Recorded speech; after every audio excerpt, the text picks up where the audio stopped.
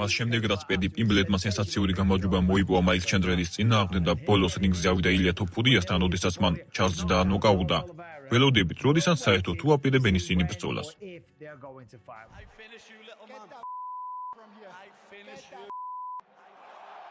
ყველამ ვიცით, რომ ამ წონაში სრული არეულობაა. სამი კონტენდერი, არმან ცარუკიანი, რომელიც უკვე გამოირიცხა, რადგან დენი ჰუკერს ხვდება. არის პედი, რომელიც ოქტაგონში უკვე დაუპირისპირდა ილიას და ასევე ჯასტინ გეიჯი. ორივე ბრძოლა ძალიან ლოგიკურია. შეიძლება ითქვას, რომ ჯასტინ გეიჯი პედიზე უფრო დიდი ხანია რაც იბრძვის. მას უკვე 2 სატიტულო ბრძოლა ჰქონდა. ახლა კი პედი პიმბლეტმა ინსტაგრამზე და სხვა სოციალურ ქსელებში საჯარო დაწერა, რატომ არ მოაწერა ხელი ამ წყლის ბოთლის ბიჭმა კონტრაქტს.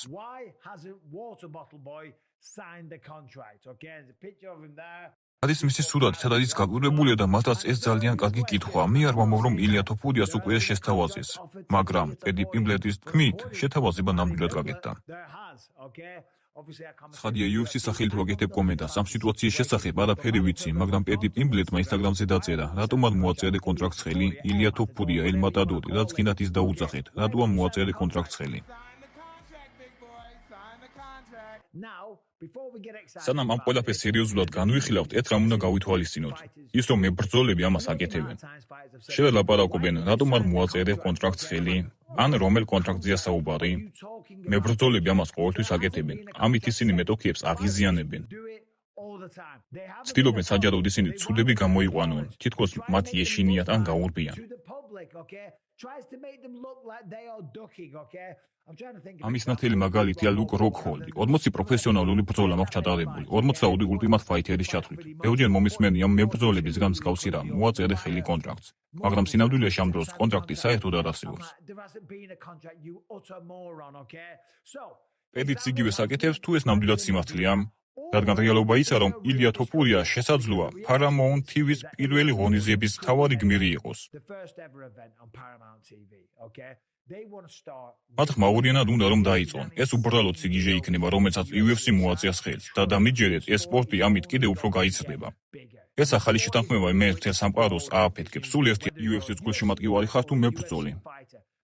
ამ სპორტს ახლა ბევრად მეტი მაყურებელი ეყოლება. ეს ახალი ეპოქა, ქალბატონებო და ბატონებო. UFC-ს უნდა ყველაფერი დაიწყოს გრანდიოზული ივენთით. ბრწყინვალე ქარდით, სადაც იქნებიან უდიდესი სუპერვარსკვლავები. და ილია თოფურიამ მსუბუქ წონაში გეუბნები, ეს შეიძლება სწორედი შემთხვევა იყოს. დანა უაიტს რამდენიმე დღის წინ კონტენტის სერიალზე ჰკითხეს ამის შესახებ და მან თქვა, რომ ეს ნამდვილად რეალური შესაძლებლობაა. როგორ ფიქრობთ, არის შანსი, რომ ილია თოფური ამ ივენთზე მოხვდეს? დიახ, ეს შესაძლებელია. ცხადია, თუ პედი პიმბლეტსაც ჩავთავთ, ეს ერთ-ერთი ყველაზე დიდი ბრძოლა იქნება, რაც კი ოდესმე გვინახავს. რა თქმა უნდა, ილია თოფურია გამოწვევებს არ ერიდება. მან ამ კვირაში ისლამ მახაჩიევზე განაცხადა და თქვა, რომ თუ ისლამი წააგებს, მაშინ მას შეუძლია დაღესტანში თავის ფერმაში დაბრუნდეს და ცხვრის წენსვა განაგრძოს. მაგრამ თუ ის მოიგებს, მე აუცილებლად 100%-ით ავალ მის წონაში და მას ვეჭუბები. ილიამ ნოკაუტი დაამარცხა ოლივეირა, რომელმაც გასულ კვირას გამარჯვება მოიპოვა. ეს უბრალოდ ხაზს უსვამს, თუ რამდენად კარგია თოფურია. გეუბნებით, რომ ეს კაცი შეიძლება იყოს ერთ-ერთი საუკეთესო მებრძოლი, რაც კი ამ სპორტს უნახავს. მას უს გახდეს ჩემპიონი 3 წონით კატეგორიაში, რადგან მან თქვა, რომ თუ ისლამი გაიმარჯვებს, ის 100%-ით ავა მის წონაში. სხვათა შორის მსგავსი რამ აქამდე არავის გაუკეთებია.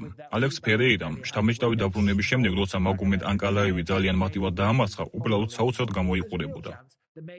რეალური შანსია, რომ მან გააკეთოს მსგავსი რამ, მაგრამ ამ კვირაში განაცხადა, რომ ჯონ ჯონსთან სურს ბრძოლა თეთრ სახლში. მას ასპინალი არ აინტერესებს. მან თქვა, რომ ჯონ ჯონსი მისი რეზიუმეს გამოუნდა, რადგან ის MMA სამყაროსთვის უფრო მეტს ნიშნავს და ზოგიერთის აზრით მას ასევე აქვს გოუთის სტატუსი.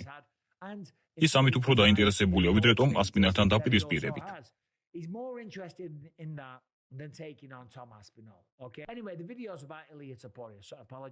ყოველ შემთხვევაში ვიდეო ილია თოფურიაზეა. რას ფიქრობთ, იბრძოლებს პედისთან? ეს იანვარში Paramount-ის პირველი ბრძოლა იქნება? დააფიქსირეთ თქვენი აზრი კომენტარებში. ვიცით, რომ ჯასტინ გეიჯი ამით არ იქნება კმაყოფილი. რა თქმა უნდა, მესმის, რომ ტიტულისთვის ბრძოლა რთულია და მას უკვე ეს ორჯერ ჰქონდა. ეს პედი პიმბლეტისთვის პირველი ბრძოლა იქნება და ეს სპორტი ნამდვილად იმაზეა, რაც ბოლო დროს გააკეთე. რეალობა ისაა, რომ შერეულ საბრძოლო ხელოვნებაში, საბრძოლო სპორტში, კიკბოქსინგში, რაც არ უნდა იყოს, შენ მხოლოდ ისეთივე კარგი ხარ, როგორც შენი ბოლო ბრძოლა და შენი შემდეგი ბრძოლა ყოველთვის შენი კარიერის ყველაზე დიდი ბრძოლაა. ბოლოს პედი პიმბლეტი გავიდა და უბრალოდ გაანადგურა მაიკლ ჩენდლერი. შემდეგ კი მას შანსი მიეცა ოქტაგონში შესვლის და ილია თოფურიასთან დაპირისპირების. ჯასტინ გეიჯი, კაცი ლეგენდა, ადამიანური მომენტების მიმოხილვა. ყველამ ვიცით ზოგიერთი ბრძოლის შესახებ. მაგრამ უნდა გვახსოვდეს, რომ ის გასულ წელს მაქს ჰოლოვეისთან ნოკაუტი დამარცხდა. ის დაბრუნდა და რაფაელ დოს ანჯოს მოუგო, კაცს რომელმაც ბრძოლა მოკლე დროში მიიღო. შესანიშნავი ბრძოლა იყო, მართლაც ბრწყინვალე დაპირისპირება, როგორც ყოველთვის ხდება, როცა ფაზევი და ჯასტინ გეიჯი ოქტაგონში შედიან. შეგიძლია წინასწარ იცოდე რა გელის. მან უკვე ერთხელ დაამარცხა ის, სულ ერთი ბრძოლით ადრე ვიდრე თავად დამარცხდა მაქს ჰოლოვეისთან. არ ვიცი ნამდვილად იქნება თუ არა პედი პიმბლეტი ილია თოფურიას წინააღმდეგ, მაგრამ ძალიან დიდი შანსია. მით უმეტესოცა პედი სოციალურ ქსელში უკვე უწოდებთ თოფურიას წყლის ბოთლის სპიჩს. წეს რაღაც იცულელებს ცდილობს ჰაიპი აწიოს და ალბათ ოდნავ შეაწყვინოს კიდეს ილია თოფურია. ილია გაიძულებს, რომ რეაგირება გააკეთო, მას ამის პრობლემა არ აქვს. პოდკასტებში და ნებისმიერ ინტერვიუში ღიად საუბრობს, პირდაპირ ავლენს აზრს და აყალიბებს ყველაფერს. ძალიან თავდაჯერებულია, არ ერიდება ადამიანებს უთხრავს და საპირებს. იგივე თქვა პედი პიმბლეტის შესახებ რამდენჯერმე. თქვა, რომ ეს პირადულია და ეს მართლაც ასია. პედი პიმბლეტი ადამიანების შეგრძნებებს ქვეცნობიერად იყენებს, ძალიან ბევრს ლაპარაკობს და ადვილად აღიზიანებს ხალხს. წყლის ბოთლს გესვრის. ხელი სადეზინფექციო ბიჭს დაგიძახებს. ანაც არ უნდა იყოს ეს რამდენიმე წლის წინანდელი ისტორია ლონდონში, როდესაც პედი 155, ხოლო ილია 155 ფუნტში იბრძოდა.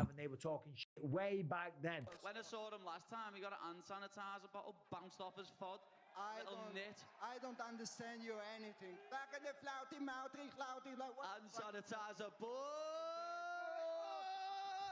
რაღაც მომენტში მათ ჩხუბი მოუწევთ, მაგრამ ნამდვილი კითხვა ისაა, ალბათ აძებს ვთქვი და კიდევ გავიმეორებ. ეს იქნება პირველი ბრძოლა ფარამოუნთან გარიგების საფუძველზე იანვარში, თუ პედი პიმბლეტი სიცოცხლეებს ლაპარაკობს და თამაშობს ისე, როგორც ყველა. We don't know. I guess we're going to find out, but thanks for watching. That's the video for today. Of course, later today, we have in დღეს მოგვიანებით ვანკუვერში გვაქვს რიდერი ბრენდონ ალენის წინააღმდეგ. საკმაოდ კარგი ბრძოლა. არ ვიცი ნახეთ თუ არა ჩემი ვიდეო ადრე კვირის დასაწყისში, მაგრამ ვფიქრობ, რომ ყველაფერი ეკეთება, როგორც უნდა იყოს. ვფიქრობ, ბრენდონ ალენი ძალიან ნიჭიერი, ყველა მიმართულებით მართლა ფენომენალური მებრძოლია. But the main event situation is a little bit different, and we have seen him crumble under those kind of pressure environments sometimes. And I'm telling you, the bright lights, the big stage, the crowd, the arenas, everyone cheering or booing for you, it makes a big difference, right? That is where champions thrive, and that is where potential contenders are sometimes forced to the back of the line. So I've got Rainier the Ridder, I've also got Kevin Holland beating Michael Law, and of course I've got Chito Vera beating Ayman Zahar. It'll be a good fight though. Ayman Zahar will bring it for sure. He's going to have the crowd behind him. Anyway, that's the video for today. Let me know what you think about everything that I just said. Thanks for watching. Subscribe, hit the bell. See you soon.